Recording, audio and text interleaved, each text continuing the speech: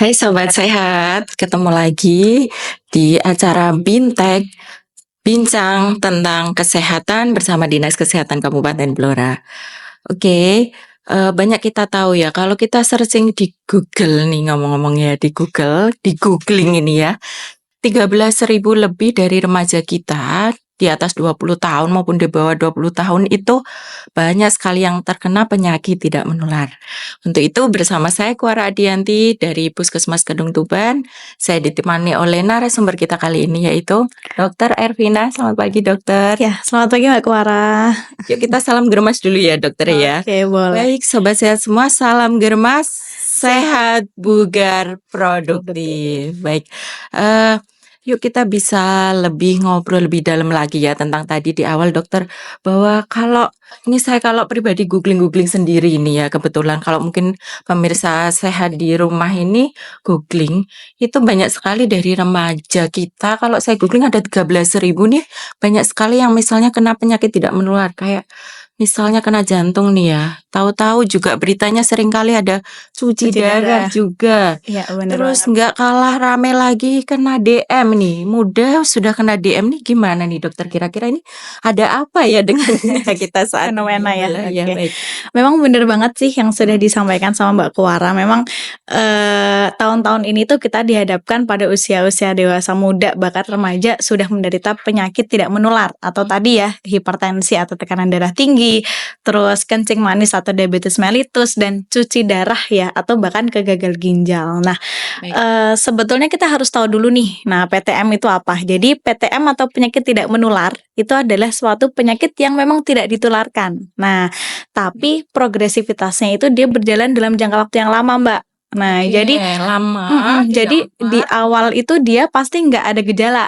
Nah, sehingga hal tersebut membuat orang-orang tuh tidak waspada. Nah, tidak aware terhadap kesehatannya. Akhirnya kesadaran untuk memeriksakan diri, kesadaran untuk melakukan screening itu turun atau rendah, sehingga mereka tidak tahu nih, nah apakah menderita suatu penyakit atau tidak. Nah, seperti itu. Nah, sehingga bahkan masyarakat itu sama seperti yang Mbak Kuswara tadi bilang ya, datang sudah dalam komplikasi ya, misalkan tiba-tiba sudah datang dalam kondisi stroke atau tiba-tiba datang dalam kondisi gagal ginjal. Nah, seperti itu ya.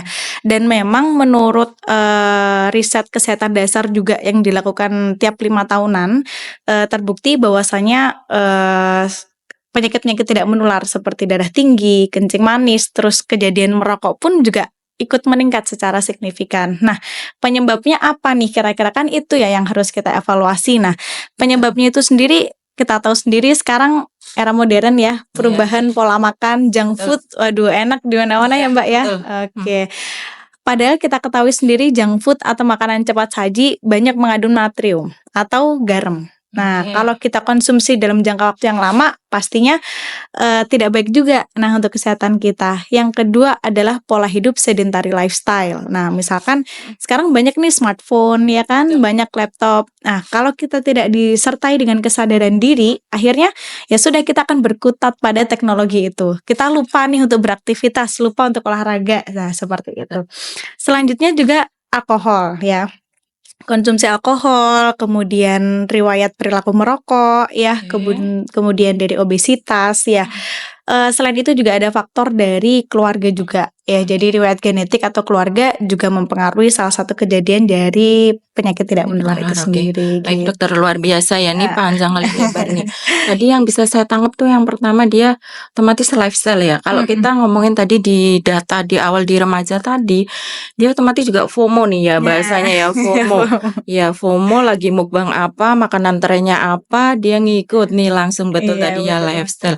Kemudian apa yang bisa dilakukan ya tadi, ada lifestyle yang kayak gitu, terus juga pengaruh-pengaruh dari luar juga yang masuk eksternal. Itu apa ya yang bisa kita lakukan Dok? Minimal, yang mudah untuk masyarakat, segmen usianya juga yang muda seperti itu apa ya kira-kira ya? Oke, ada nih beberapa cara yang dapat kita lakukan untuk mencegah PTM atau penyakit tidak menular. Namanya cerdik.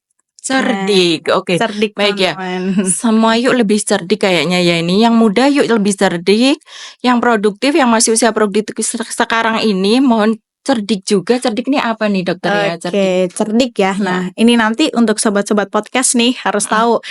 Cerdik harus tahu dan diaplikasikan ya. Oke, yang pertama C ya. C. Yang pertama adalah cek kesehatan secara rutin. Yang kedua adalah E, yaitu enyahkan asap rokok. Ya. Yang ketiga adalah R, yaitu rutin beraktivitas, rutin berolahraga. Yang keempat adalah D, yaitu diet bergizi seimbang.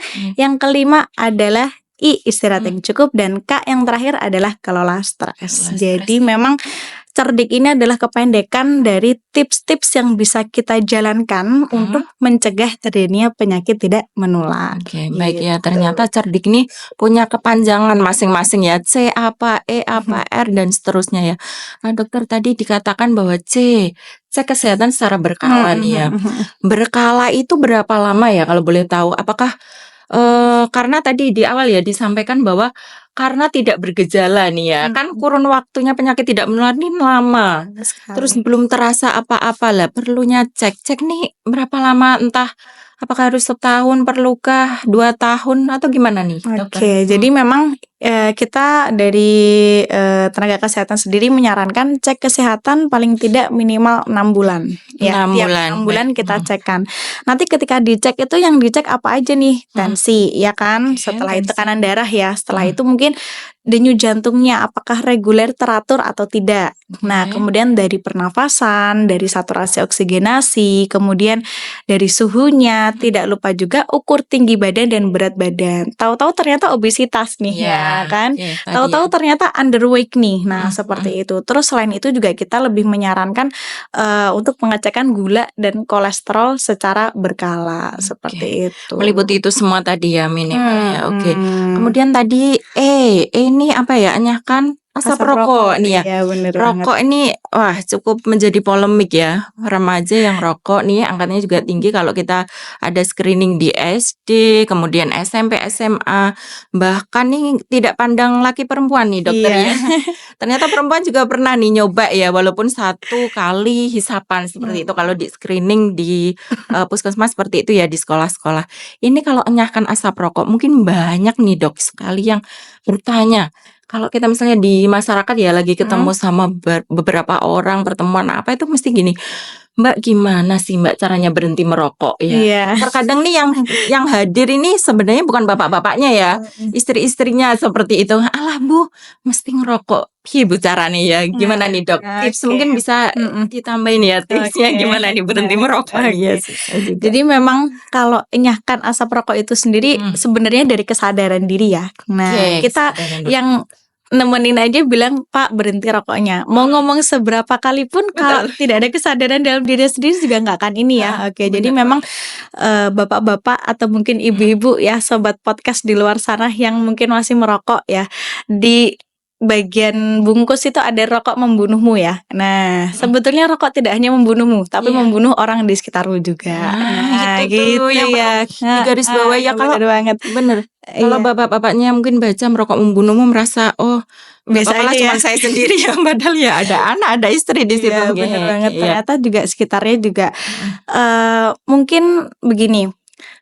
Ketika rokok ya, rokok itu dikonsumsi oleh satu orang ya, si perokok aktif, ingat ada perokok pasif ya.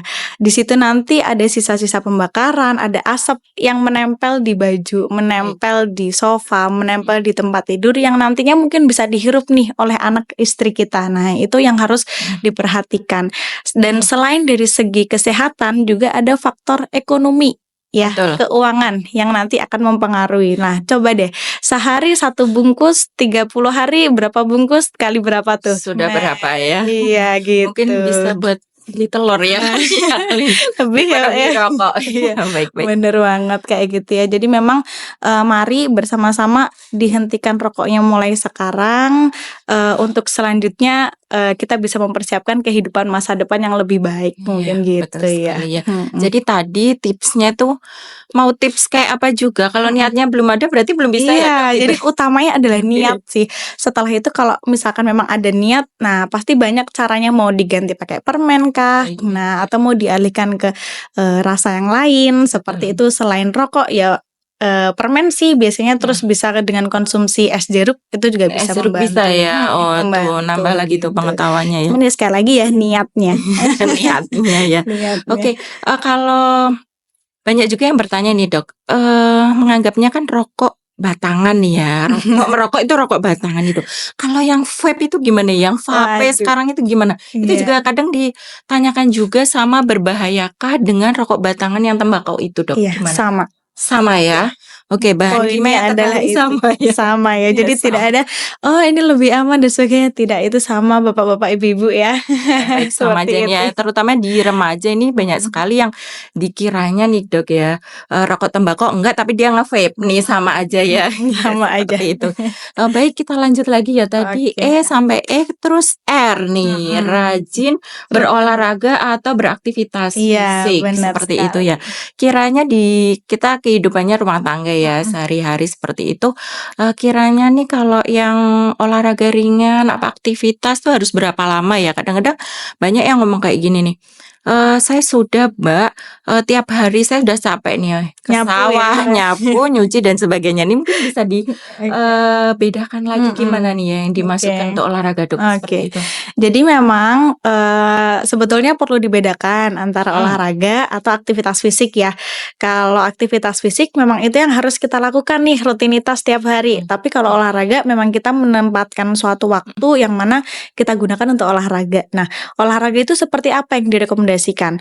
Sebelumnya perlu diketahui dulu bahwasanya dengan olahraga itu bisa mengurangi resiko penyakit kardiovaskuler. Nah, jadi memang olahraga itu sangat dianjurkan.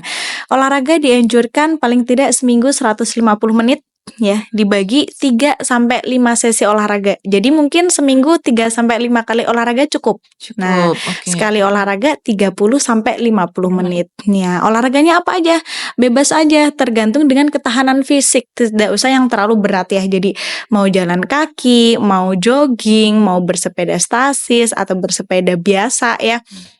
Berenang atau bahkan senam. Nah, sekarang kan banyak nih. Nah, YouTube itu kan ada senam aerobik, itu boleh sekali diikuti ya karena memang ya senam olahraga itu sifatnya mudah dan murah ya. Nah, jadi sebenarnya nggak ada kendala untuk kita tidak bisa olahraga. Nah, sebenarnya itu sih. Kembali lagi kalau saya simpulkan nih niatnya lagi. Niatnya lagi. Niatnya lagi nih gimana ya? Iya, Kadang bener. mungkin sekarang udah terpaku sama yang namanya handphone itu ya. Mungkin olahraganya lebih ke jari ya, malah menambah risiko PTM lagi. Sambil rebahan ini sudah Iya. dapat hiburan banyak ya. Jadi tadi tergantung niat juga, kemudian olahraganya itu tidak harus mahal, kemudian bisa juga yang ringan-ringan saja seperti itu ya. Yang jelas olahraga akan bisa menambah kebugaran begitu ya Dok ya. Bener Seperti itu. sekali. Kemudian D ya, cerdik RD. D ini adalah dia dengan gizi seimbang seperti itu. Gimana nih yang seimbang tuh yang seperti apa dokter ya? Oke. Banyak sekali ini ya, diet. Nah, diet, Bu, diet. Iya, saya diet, Dok. Dietnya gimana? Makannya sehari sekali. Nah, bahaya tuh. Kemudian tiba-tiba lemes ya, ngedrop. Nah, jadi sobat podcast memang diet seimbang itu dianjurkan sehari itu 3 kali makan diselingi dengan 2 snack. Nah, seperti itu makanan pokok ya. Nah, 3 kali makan pokok diselingi dengan 2 snack. 3 kali makan pokok itu harus berisi apa aja nih? Nah, yang pertama harus ada karbohidrat, nasi ya biasanya. Selain nasi, kita bisa ganti dengan nasi jagung atau mungkin beras merah nih. Nah, yang memang kandungan gulanya tidak terlalu tinggi. Nah, kemudian yang kedua adalah protein ya atau zat membangun ya, lauk pauk, ikan, kemudian tahu tempe, ayam seperti itu. Yang ketiga adalah multivitamin dan mineral yang biasanya kita dapatkan dari sayuran, buah-buahan, kemudian susu. Nah, kalau pilih susu usahakan pilih yang low fat atau rendah lemak. Nah, perlu diketahui juga bahwasanya harus dibatasi nih. Nah, ini yang sering ketinggalan. Memang makannya ini sudah ada, tapi tidak ada pembatasan. Nah, pembatasan seperti apa? Pembatasan yang dianjurkan adalah yang pertama dibatasi gula. Nah, paling tidak lebih dari 4 sendok makan ya per hari per orang. Yang kedua adalah membatasi garam ya. Jadi garam tidak boleh lebih dari 1 sendok teh per hari per orang. Yang Oke. ketiga, pembatasan dari lemak atau minyak ya, tidak boleh lebih dari 5 sendok makan per hari per orang. Oke. Seperti itu. Oke, baik. Tadi, Mhm.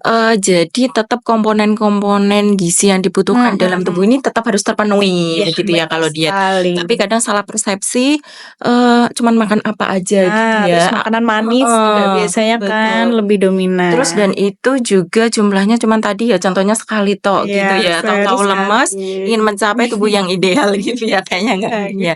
Tadi terus Heeh. ternyata juga dibatasi ya Iya. jumlah-jumlah seperti gula ya. Mhm. Gula dibatasi, tapi seringkali kita es teh terus Dok Iya, ya. es Apalagi nih krim, kalau es teh, panas oh iya es, bener banget. terus es teh di mana-mana ini Iya. ya. Kemudian tadi minyak ya, minyak juga Iya. dibatasi seperti itu, minyak atau lemak jumlahnya dibatasi. Oke. Tapi yang mengiringi es teh tadi biasanya gorengan Dok. Oh iya, Jangan ya, bener banget. sobat sehat berarti itu nggak boleh Iya, itu seperti buat itu. cemilan tuh Iya biasanya ya. iya, ya Memang salah cemilan kaprahnya gitu kan, iya, memang cemilan lebih disarankan mungkin menggunakan buah ya. Ya gitu nih, Buah heeh. seger atau jus. Nah, seperti itu. Jangan, buah jus ditambah gula. Nah, Nah, tanpa sama batasannya aja. sama aja ya. Sama Oke. aja kalorinya nambah Iya. lagi ya. Sudah dia saya minum jus aja tapi gulanya tinggi, susunya Iya, tinggi juga. sama Iya aja. seperti itu ya. Tadi diet, kemudian cerdik II-nya ini Mhm. istirahat yang Iya, cukup, benar seperti itu ya. sekali. Jadi dari awal sampai ini tengah ya, istirahat yang cukup nih sebaiknya seperti apa juga dokter ya. Mhm. Kadang-kadang juga apakah istirahat dengan berapa jam tapi dia berkualitas tinggi itu sudah istirahat? Mhm. Apakah ada juga yang mengalami kadang-kadang malam nggak bisa tidur nih disambung sama tidur siang nih Mhm. juga gimana ya secara kualitas? Bisa Oke, dijelaskan heeh. mungkin ya? Jadi memang kalau istirahat dengan kualitas yang baik ya, Iya. memang istirahat yang cukup itu adalah istirahat dengan kualitas yang baik, Mhm. dengan yang dianjurkan 7 sampai 8 jam per harinya. 7 sampai 8 Iya, gitu ya? sampai 8 jam per harinya dan tidurnya harus nyenyak ya. Ketika Iya, tidur kok oke. bangun tidur, sudah tidur Mhm. kok 7 jam, tapi paginya masih kerasa loyo, masih kerasa nggak fit. Nah, itu bisa, jadi indikasi, oh mungkin tidurnya tidak berkualitas bagus nih. Nah, Mhm. tidak cukup nih, seperti Mhm. itu. Jadi memang tidur yang berkualitas tadi sih, tidurnya nyenyak, kualitasnya bagus, dengan kurang lebih 7 sampai 8 jam. Nanti paginya, akan membuat badan lebih segar, lebih fit untuk menjalankan aktivitas selanjutnya, Oke, gitu betul sih. ya. Mhm. Jadi tadi ya lamanya 7 sampai 8 jam, nyenyak seperti itu dan bangun tentunya jadi bugar ya, bukan jadi capek Iya. ya. Kalau tidak berkualitas biasanya bangun malah agak Malah pegel-pegel ya iya, nih ya. bener banget seperti Ya itu. seperti itu ya. Tadi istirahat cukup. Nih yang terakhir nih yang ada K tadi ya, Mhm. kelola stres dengan Iya. baik ya. Di kehidupan yang sekarang ya Dok Mhm. ya, stresor itu tinggi ya saya rasa ya, di mana Di aja. mana-mana ya. Di mana aja yang baik, yang bersekolah, yang bekerja, sektornya bekerja di manapun itu juga seperti itu nih kayaknya tips ini untuk saat ini sangat penting nih kelola stres dengan baik ya. Kadang-kadang menjaga kesehatan mental nih juga sama pentingnya dengan menjaga kesehatan fisik seperti itu nih. Ini gimana nih cara kelola stres yang baik Oke. kayak gimana nih ya? Oke, jadi Gimana? kita harus tahu dulu nih, nah stres Mhm, itu apa ya? Jadi mhm, stres itu adalah suatu reaksi nih, reaksi, dalam diri kita baik secara fisik maupun secara mental, mhm, akibat adanya suatu perubahan yang menuntut kita untuk beradaptasi.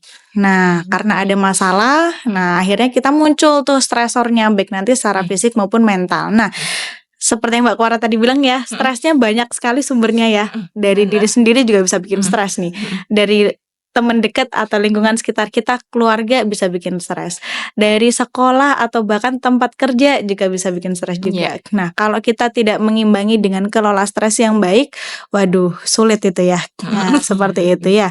Jadi memang, kita menyarankan untuk, mengubah pola stresnya itu ke arah yang positif ya. Ketika kita memang, kok saya nggak dapat A ya? Kok saya tidak ditempatkan di A ya? Nah, kok saya, kok malah memilih A ya? Nah, seperti itu. Mungkin, hindarilah overthinking ya. Nah, hindarilah overthinking yang bersifat negatif. Nah, maka kita harus, berpositif thinking ya. Oh, mungkin dari sini saya memang, lebih passion-nya ke arah ini. Atau mungkin dari sini, mungkin memang usaha saya lebih, agak kurang ya. Nah, saya harus meningkatkan lagi supaya bisa mendapat A dan sebagainya, seperti itu.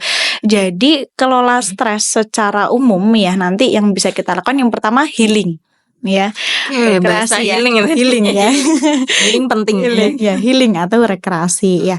Yang kedua adalah relaksasi ya. Jadi kita harus relaksasi ya, bisa mendengarkan musik-musik instrumen yang membuat kita tenang ya, seperti itu. Atau bisa menghirup aromaterapi, itu juga bisa menjadi salah satu cara untuk kita bisa merilekskan diri. Yang ketiga adalah selalu berpikiran positif ya. Dan yang keempat, kita harus berkumpul dengan orang-orang dengan circle kita sekitar kita itu yang memiliki pemikiran positif, berpikiran terbuka, sehingga kita tertular tuh vibes-nya. Nah, seperti itu.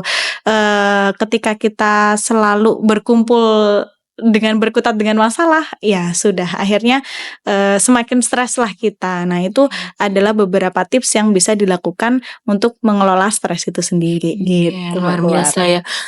Healing tadi ya pentingnya. Iya, Jadi healing. kita mungkin bisa keluar dari rutinitas yang ada begitu ya, maksudnya benar, dokter ya. benar. Kemudian tadi kiranya kalau di sekitar kita orang-orangnya vibes-nya kurang positif seperti itu, kita mungkin bisa menghindar gitu Menghindar, ya. Menghindar, tapi tetap bagaimana bekerja itu tetap baik sama mereka ya, Iya. dan lain sebagainya. Dokter, ini ada yang saya tanyakan ya, kebetulan tiba-tiba muncul nih ya. Kemudian ketika kita stres ya, ini apakah langsung mempengaruhi kerja organ-organ di dalam tubuh seperti itu ya? Apakah kadang-kadang orang terpisah ya, berpikirnya terpisah gini, ini pikirannya, ini tubuhnya, dikira nggak ngefek gitu loh dok. Nah, ini bisa dijelaskan ya, apakah organ apa nih tiba-tiba yang langsung terkena apa bagaimana gitu? Oke, jelas saling terhubung ya. Ketika kita stres ya, hormon kortisol itu nanti bisa naik, asam lambung bisa naik. Nah, akhirnya fisiknya kan juga terganggu. Nah, tidak nafsu makan, mungkin kerasa mual muntah, kerasa pusing dan sebagainya, oksigenasinya juga kurang. Nah, seperti itu kurang lebih. Jadi memang kesehatan itu selain kita pikirkan hanya kesehatan secara fisik, perlunya ada kesehatan mental dan fisik, itu yang harus kita jaga sih, seperti itu. Ya, jadi terpengaruhi banget seperti itu ya. Lama-lama, dan kita harus mampu beradaptasi ya tadi. Kalau saya tangkap beradaptasi, kalau kiranya kita bisa nolak ya nggak apa-apa ya dong. Gitu, daripada menekan gitu ya. Iya, Seperti itu. Iya. Sobat sehat semuanya, sobat Binta, gitu tadi ya obrolan kita mengenai bagaimana nih fenomena yang ada tentang remaja, tentang usia produktif yang banyak sekali yang terkena penyakit tidak menular tadi ya, seperti ada jantung tadi di awal muda sudah cuci darah, kemudian hipertensi juga ya, diabetes dan lain sebagainya. Tadi yuk, jadi kita bisa lebih cerdik ya dek. Cerdik, saya ulangi lagi tadi, cek kesehatan secara berkala 6 bulan, kemudian enyahkan asap rokok ya, karena bahan kimia semuanya nempel nih di badan kalau setelah merokok, dan ada perokok pasif juga. Kemudian R adalah rajin berolahraga ya, 30 menit sampai 50 menit setiap harinya. Kemudian dia dengan gizi seimbang, tentunya diimbangi semua komponen yang dibutuhkan dalam tubuh. Kemudian lagi istirahat yang cukup dan berkualitas, dan kelola stres dengan baik. Seperti ya dokter ya. Baik dokter, terima kasih. Semuanya sudah luar biasa ya penjelasannya. Mungkin sobat sehat bisa menerapkannya di rumah seperti itu ya. Oke, sobat Bintek semuanya, demikian podcast dari UPTD Puskesmas Kedung Tuban yang bisa kita sampaikan ya. Sekali lagi, yuk lebih cerdik seperti itu. Salam germas, sehat, bugar, produktif.